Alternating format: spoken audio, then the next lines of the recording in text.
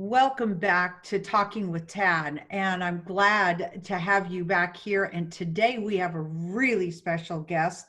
Our last two have been good, but oh my gosh, I'm so excited to have our National Committee man, Dr. Robin Armstrong. Last week you might have read his article, and that's what we decided is it'd be so important for him to share what he has done. Ladies and gentlemen, he has saved lives. And I want him to tell his story. And besides saving lives, he's also supported our president. And so, Dr. Robin Armstrong, I mean, we are really excited to have you with us tonight. And we are really looking forward to hearing what you have to say. I'm going to just open this up and let you talk.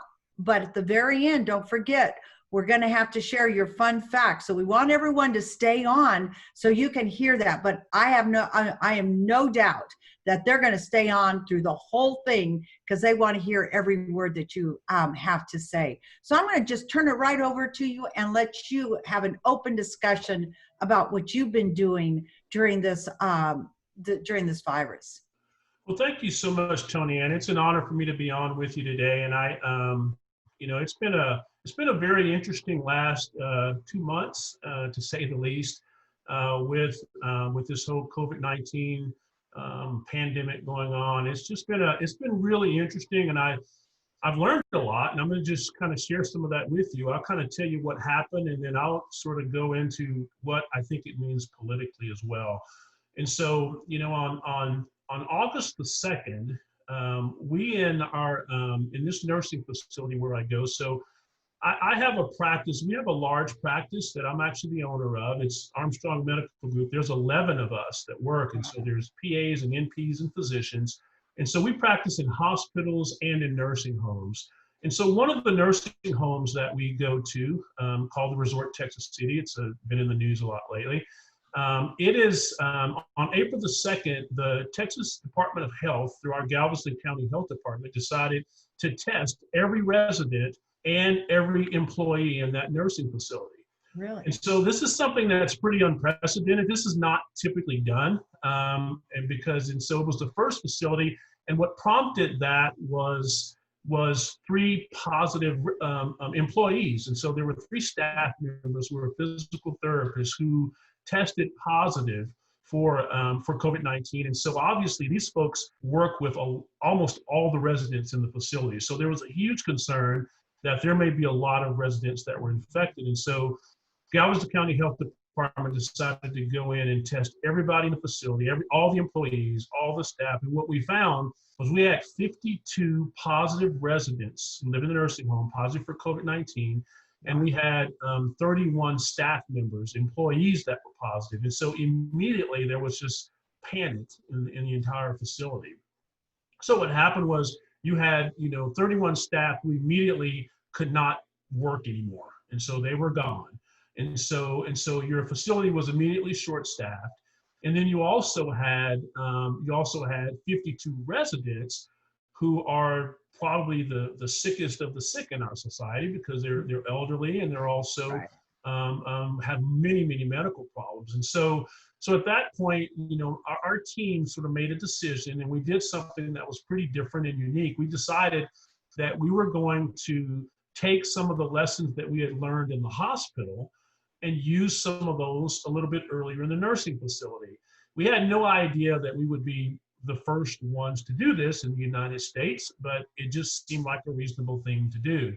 And so, because we were trying to save lives, we had the situation in Washington State where we saw 27 residents died in a very short period of time. We had the situation in Tennessee where the directors there just completely unloaded the nursing home and sent all of the folks to the hospital, which overwhelmed the hospital system and exposed many other people to COVID-19. And so we decided the best course of action would be to have them stay in-house and to just manage them there. And so at that time, and there had been some French studies and some Chinese studies that showed that hydroxychloroquine and azithromycin had a significant impact in reducing viral loads and treating these patients. And so that's what we did. We decided to to use azithromycin, hydroxychloroquine, and zinc.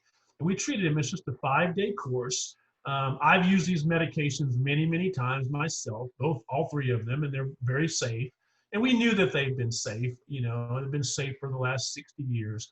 And so we used them. And to make a long story short, what happened was we treated 38 patients that completed the course, and 35 of those have recovered. Wow. And so that is and that's unusual for this population. There are nursing homes in our county right now where they've lost, half of the residents that were infected with COVID-19. And so this is a horrible problem in our nursing facilities and the most vulnerable. And so we took sort of aggressive action, and we think it paid off.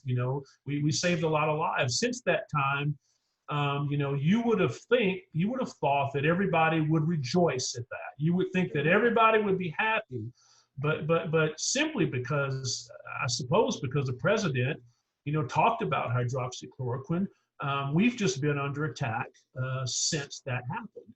A Rolling Stone magazine had an article, a real nasty article that I haven't even read yet, but I've heard about it. It's very negative. The Houston Chronicle here in Houston has been on the attack, trying to find something wrong or bad that happened. The regulators have been on the attack for the nursing home. The boards have been on the attack. So it's just been a constant attack, on us. When we thought, so ironically enough, generally the families are very happy. There's one or two families that are not, but most of the families are very happy, and the nursing facility is very happy. We think it was a positive outcome. And so what has happened is it's just been disheartening to see how the left has reacted to this, but it is very typical of them. Every study that they highlight now shows that hydroxychloroquine has had negative effects. What they don't show is that all of those studies are hospitalized patients. And so those are the sickest of the sick patients. They've never shown it when it's used earlier, how positive impact it has. India actually is using it prophylactically now for their healthcare workers. In China, it's first-line therapy. In France, it's first-line therapy. So a lot of other countries are using this therapy to great benefit. And for some reason, our press and our media have decided to attack it. Even they've put pressure on the regulators and the FDA to even change their emergency use authorization that they set up. They had emergency use authorization on March the 28th, where they said hydroxychloroquine could be used fairly liberally. And in April, they actually changed that because of media pressure and pressure from the left.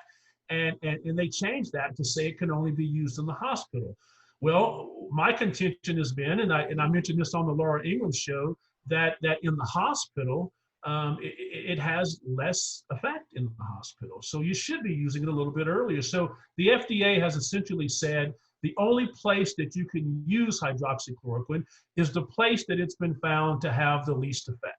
And so that doesn't make any sense for the Food and Drug Administration to do that. And so it's been a big fight, and it's been unfortunate because I think they're actually costing lives.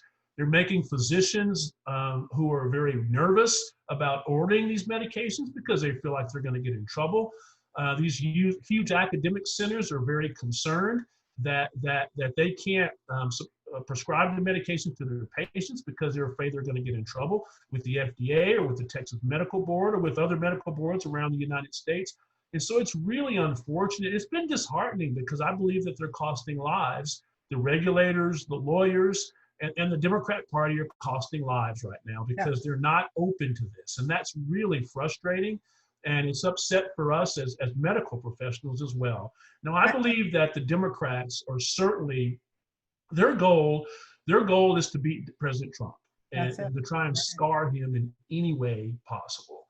And I think that they're willing to do anything that they can to win by any means necessary, is the terminology that they use, to lie, to cheat, to steal, anything they have to do to scar this president. And I think that's what they're doing. And they're using the regulatory setup and structure. They're using the bureaucracy. They're using the lawyers. They're using their Democrat, stooges and elected officials.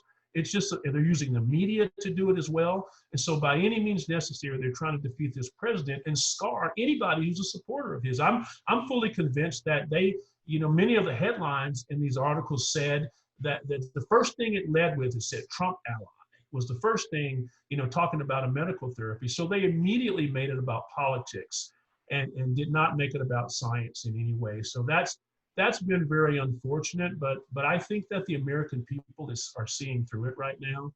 And I think that the American people are going to band together and support this president like never before, because they see the injustice of everything that's taking place right now. And it's just very frustrating, but it is something that we have to go through as leaders. And I, just want to thank all you who are leaders out there who are standing up and doing the right thing, because I believe that there's a lot that they're going to throw at us this election cycle.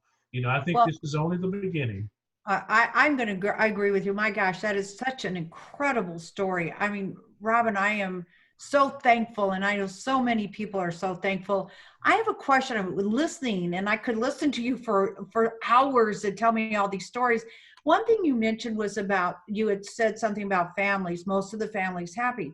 Do you have that you engage with them in making this decision? So it's not just you to say, oh, we're going to put this patient on this. You have like a conference with them. Is that how that works? Well, you mean at the very beginning? Yes, when they're in in the beginning, when they're making the decision to go on the medication. Right. So at the very beginning, so most of these patients actually can talk and communicate, and so we discussed it with the patients. I mean, what we did was we talked with the patients, and then we talked with the family members as well. The family members were absolutely notified, and so what is the problem? Well, oftentimes is family members are sometimes hard to get in contact with. And so it's just sort of and so you don't always talk to them on the first call or the second call. I've actually personally called every family member as well. And I've spoken with most of them, and some of them I've left my cell phone with them. So that's the disappointing thing as well, that any complaints that anyone has, and trust me, they're very, very few, very, very few. There's a lawyer that's sort of stirring up a lot. And so a lot of questions and such. There's a lawyer here in town, so that's typical. That's not surprising. But most of the families, the overwhelming majority, well, almost all of them, are very happy because it was a good outcome for their loved ones. Yeah. So absolutely. That makes such total sense. I mean, and for you to step up again, I'm so thankful that you were there. I mean, I have experience. I had 12, 15 years of experience working in skilled care. So I know how important it is to have a doctor that cares, and that somebody that is willing to step up. And like you say, that medication is being used. So it's not like it's brand new. I mean, and I'm pray for the families. I'm sad for the ones that have lost their loved ones. But I am truly thankful. And I agree with you, Robin, that we've got to stand up for what is right and have our voices heard. And going through you and listening to you and reading your op-eds, that is part of the whole process. So you've done such an incredible job. Now, you're very welcome. Now, one thing that we talked about in the beginning, now it's that time that we want you to be able to share that fun fact. And I don't even know what this is, ladies and gentlemen. So this is going to be brand new to me also. So Dr. Robin Armstrong, National Committeeman for the state of Texas, what is your fun fact? So one thing, so I'll relate sort of something that's happened recently with something that's happened in the past, in the distant past. And so recently I was really honored to be one of the honorary grand marshals for the NASCAR race that they had in Harrington recently. And so that was a lot of fun, being able to say, drivers, start your engines, and they had some local news stories. And so that was a lot of fun with the other healthcare workers being able to do that, nice. Start off the first NASCAR race of the season. So that was really cool. And so a few years ago, back when I was 11 years old, I was actually relating it to other sports. I was actually a Houston Oilers mascot. And so as a little kid. And so that's a fun fact. That was pretty cool because Houston Oilers was my favorite boyhood football team. And so I love Dan Pastorini and Earl Campbell and Mike Barber and Bum Phillips and all those guys. And so that was a lot of fun. And so I got to run out. The cheerleaders were called the Derrick Dolls. And so I got to run out in the middle of the cheerleaders, and I had my name up on the big screen at the Astrodome. Actually, they were playing in the Astrodome at the time, and so that was a lot of fun. I got to go on the field and hang out with the players, and so that's my fun fact, is that I was a Houston Oiler mascot. And now you have those 4 boys of yours that most of them love the sports and involved in everything. So that is, well, you're well deserving of being on the NASCAR and being a part of all of that, and how fun to be able to be out there at 11 years old.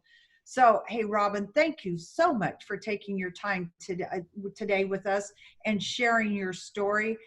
We just really appreciate it. We will continue to pray for you to stay healthy, to stay safe, and continue to save lives. And that's so important. So thank you so much. Thank you. And I want to say thank you all for listening and joining us today. This is our TAD Talk series. And so we will be having another one next week. But enjoy your week, and let's continue to work to get President Trump reelected and all the Republicans, especially here in Texas. Thank you, and take care.